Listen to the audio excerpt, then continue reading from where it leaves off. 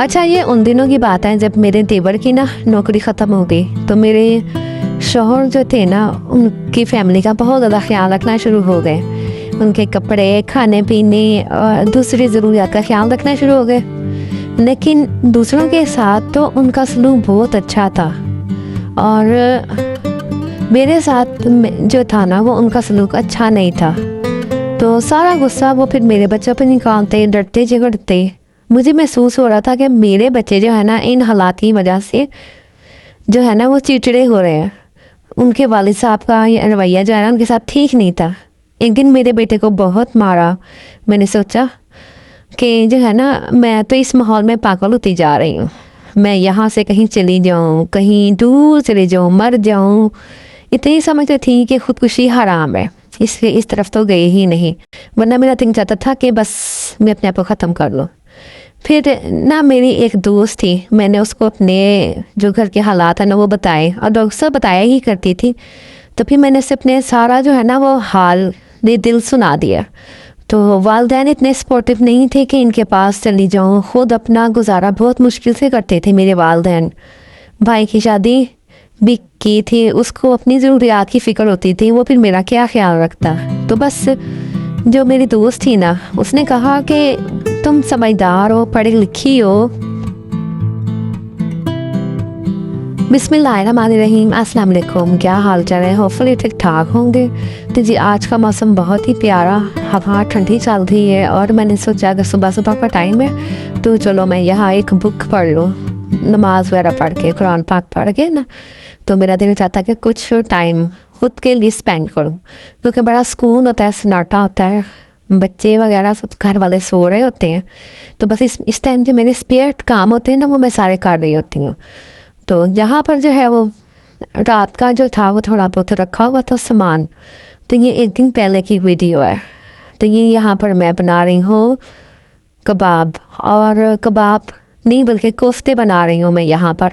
और कोफ्तों को थोड़ी सी ना नई शक्ल दे दी है, जिस तरह गोला कबाब बना दिए मैंने। है वो कोफ्तों वाले सामान, लेकिन गोला कबाब बना रही हूँ।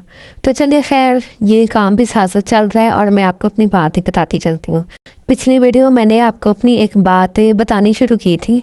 तो जिन लोगों ने पिछली वीडियो देखी है तो उनको इस बात का जो है ना सिलसिला समझ आ जाएगा। तो जो था ना, ये था किस्सा मुख्तसर के मेरे हस्बैंड जो थे ना, मेरी बहुत ज़्यादा इंसल्ट करते थे, मेरा ख्याल नहीं रखते थे। तो बस फिर वो जो है ना, मैंने किस तरह उनको राह रास्त पर लेके आई, किस तरह जो है वो उन्होंने मेरी इज़्ज़त कदर दोबारा बहाल हो गई। और ये है कि ये उन लोगों के लिए एक वीडियो जो है ना अच्छी साबित होगी जिनके हस्बैंड लड़ते झगड़ते हैं, और उनकी जो वाइफ की है वो इज़्ज़त नहीं है घर में। तो आपने हर एक के वैसे माहौल हालात अलग-अलग होते हैं। अगर आपको लगता है कि आपका इस स्टेप को लेके आपके घर के हालात दुरुस्त हो सकते हैं इस तरह, तो आप ज़रूर कोशिश कीजिएगा। लेकिन हर एक के हालात और माहौल मुख्तलिफ होते हैं, वो उसके लिहाज से इसको स्टेप लेना चाहिए दूसरों से मशवरा करके। तो बात हो रही थी ये कि मेरा जो घर का माहौल था ना, वो ऐसा हो गया था कि बस मेरा दिल चाहता था कि मैं ना चली जाऊँ, बात बात पे झगड़ना, कभी मुझसे कभी बच्चों से। तो बस फिर मैंने अपनी इसी सूरत हाल में अपनी जो सहेली या दोस्त थी मेरी, जिससे मैं सारा अपना मामला डिस्कस किया करती थी, तो उसने मुझे मशवरा दिया कि तुम पढ़ी लिखी हो, तो तुम ऐसा करो, बस से अपनी जॉब स्टार्ट कर दो। फिर उसके कहने पर ना मैंने 2-3 जगह अप्लाई किया, ऑनलाइन भी और फिज़िकल भी। तो बस वो फिज़िकल मुझे जॉब मिल गई, और वो जॉब की जो सैलरी थी ना, वो लगभग 40 से ऊपर ही थी, यानी कि 40,000 से ऊपर ही थे। तो अब जो था ना, ये माहौल था घर का कि मेरे हस्बैंड जो थे ना, वो मुझ पर जुल्म सितम कर रहे थे, और मेरे बच्चों के साथ मारपीट कर रहे थे, और खिंचा खिंचा माहौल था। ऐसे सूरत हाल में मैंने तो अपना बैग समेटा और मैं घर की तरफ आ गई। हस्बैंड ने बड़ी कोशिश की, मैंने कहा नहीं, अब नहीं रुकना, मैं अपनी अम्मी की तरफ जा रही हूँ। बहरहाल मैं अपने भाई को बुलाया और मैं अपनी अम्मी के घर आ गई। और फिर बच्चों को तो मैंने साथ में जाने की गलती नहीं की। मैंने कहा कि बच्चे आपके हैं, ये आप अपने पास रखें, दादी है, फूफो है, संभाल लेंगे। हालांकि ये एक मुश्किल स्टेप होता है औरत के लिए कि वो अपने बच्चों को छोड़ के अपने शौहर के पास जाए, लेकिन दुख तो था, लेकिन ये स्टेप भी लेना था, क्योंकि मैं अकेली और वो उनके बच्चे, वो तो किसी ना किसी तरह कवर कर लेंगे कि बच्चों का खर्चा भी उठा लेंगे। लेकिन मैं इतनी सी जो है ना, उसमें घर का पूरा करना, यानी कि बच्चों का पूरा करना मेरे लिए मुश्किल हो जाता। तो बाद मैंने अटल फैसला दे दिया, और फिर शौहर को कह दिया कि बस मैं जा रही हूँ और मेरा भाई आ रहा है। मेरी आंखें जो थी ना मुसलसल रो रही थी। मैंने सोच लिया था कि बस अब जुल्म और नहीं सहना और अपनी बेइज्जती बर्दाश्त नहीं करनी। तो जहाँ इंसान की इज्जत ही ना हो तो फिर बस मेरे हस्बैंड ने एक बार मेरी देवरानी के सामने मुझे थप्पड़ भी मारा। तो फिर ऐसे माहौल में एक पढ़ी लिखी लड़की क्या कर सकती है। फिर मैंने सोच लिया कि बस मेरी इज्जत नहीं है तो मैंने यहाँ नहीं रहना। बस फिर मैंने घर से बाहर कदम निकाला और मैं अपने माँ बाप के घर आ गई। अब अभी एक हफ्ता भी नहीं गुजरा था ना तो मेरे शौहर के फ़ोन आना शुरू हो गए कि घर वापस आ जाओ। उन्होंने मुझे थ्रेट किया कि अगर तुम घर वापस ना आए तो फिर कुछ भी हो सकता है, तलाक हो सकता है, तुम्हें छोड़ सकता हूँ, ये है वो है। इस दौरान जो था ना मैं अपनी फ्रेंड से मैंने ताल्लुकात रखे हुए थे। उसने कहा नहीं, जब तुमने एक बार स्टेप ले लिया ना तो बस अपने वालिदैन के घर ही रहो। उसने मुझे समझाया और ख़ुद को संभालो लेकिन उधर नहीं वापस जाना। तो बस इस तरह 1 महीना गुजर गया। फिर मुझे फ़ोन आया कि अगर अब तुमने मुझे मेरे घर का तरफ इरादा किया आने का तो बस फिर मैं तुम्हें तलाक दे दूँगा। फिर वही हुआ, पुराना लहजा। और मुझे फिर मैंने सोचा कि नहीं, ये तो कोई नई बात नहीं है, ये तो गुस्सा करना और ये वो सारा कुछ मैंने नहीं इन चीज़ों को देखना। ये ज़िंदगी में पहली बार ऐसा हुआ था कि मैंने अपने लिए ना कोई स्टेप खुद से लिया था। इस तरह करते करते ना 6 महीने गुजर गए। कभी कभार बच्चों से मिल लिया करती थी, कभी स्कूल चली जाती थी तो, लेकिन मैं वापस नहीं गई। एक दिन जब मैं जॉब से वापस आई ना तो मेरे शौहर अपनी माँ के साथ मेरे घर में बैठे हुए थे, मेरे वालिदैन के घर में। सबके सामने मुझे बुलाया, मुझसे माफ़ी मांगी और कहा घर चलो। तो मैंने कहा नहीं, एक शर्त पे घर जाऊँगी कि जब तक वहाँ मेरी इज्जत होगी ना तो जब तक मैं वहाँ रहूँगी। और जिस दिन मैंने देखा कि मेरी वहाँ पे बेइज्जती हो रही है, मेरे साथ बुरा सलूक किया जा रहा था, मैं वापस आ जाऊँगी। तो मेरे हस्बैंड ने कहा चलो ठीक है। और एक और शर्त थी मैंने रखी कि मैंने जॉब नहीं छोड़नी। तो सब बातों पर जब राजीनामा हो गया ना तो मैंने सामान पैक किया और घर वापस आ गई। ज़िंदगी मामूल के मुताबिक शुरू हो गई और जो था ना उनका रवैया भी मेरे साथ अच्छा हो गया। तो बस फिर जब मैं घर वापस आई तो फिर मैंने अपनी कुछ और शर्तें भी मनवाई। मैंने कहा अगर मेरी कोई बात बुरी लगेगी ना तो अपने घर वालों के सामने मेरी इंसल्ट नहीं करनी, क्योंकि अकेले कमरे में मुझे सेपरेटली आपने मुझे समझाना है। और अगर बच्चों के सामने भी मुझे डिग्रेड नहीं करना। अब जो थी ना ज़िंदगी मेरी काफ़ी आसान हो गई थी, क्योंकि अब वो मेरे शौहर जो थे ना उनके जो सख्त लगा था वो भी ख़त्म हो गया था। उनको काफ़ी निदामत होती थी अपने से रवैये पढ़ना, और वो मेरी सैलरी का भी तकाजा नहीं करते थे।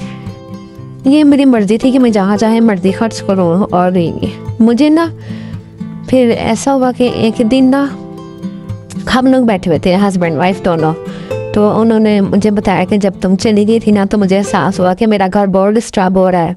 बहुत सारे काम तुम करती थी, मुझे टाइम पे नाश्ता मिल जाता था, बच्चे स्कूल टाइम पे चल जाते थे, मेरे घर जो दे था ना वो सिमटा हुआ होता था। और जब तुम्हारे जाने के बाद बिखरा बिखरा रहने लगा, मेरा हर काम जो था ना मुकम्मल हो जाता था। फिर मैंने सोचा कि मुझे ना खुद के लिए बदलना होगा। मेरे हस्बैंड ने ये बातें की मुझसे, वरना मेरे बच्चों का जो है ना मुस्तकबिल ख़राब हो जाएगा।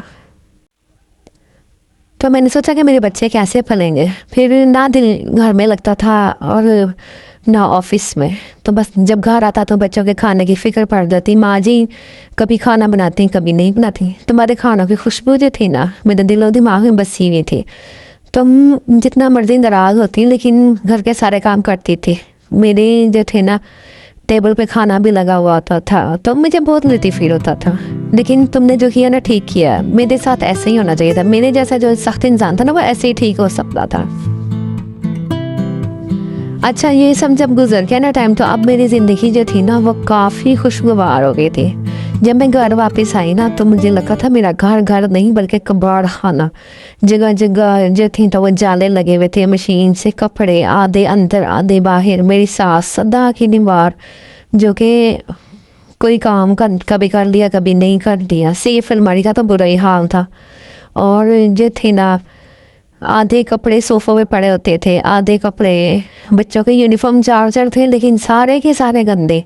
फिर जो रंग रंगी उन्होंने नौकरानियाँ भी रख ली। बहुत कुछ हुआ मेरे बाद, वो एक अलग कहानी है। लेकिन बाहर मेरा जो था ना घर के हालात अब बिल्कुल ठीक हो गए थे। लेकिन अगर अब आप चाहते हैं कि इससे आगे भी थोड़ा बहुत शेयर करूं तो फिर कमेंट बॉक्स में आपको कमेंट करना पड़ेगा। बाकी फिर मिलते हैं अगली वीडियो में। होपफुली आपको मेरे इससे जो है ना स्टेप से काफ़ी मोटिवेशन मिली होगी। तो अल्लाह ना करे किसी के साथ ऐसे हालात हो, लेकिन अल्लाह पाक सबकी ज़िंदगी में पुरसुकून और ये रखे।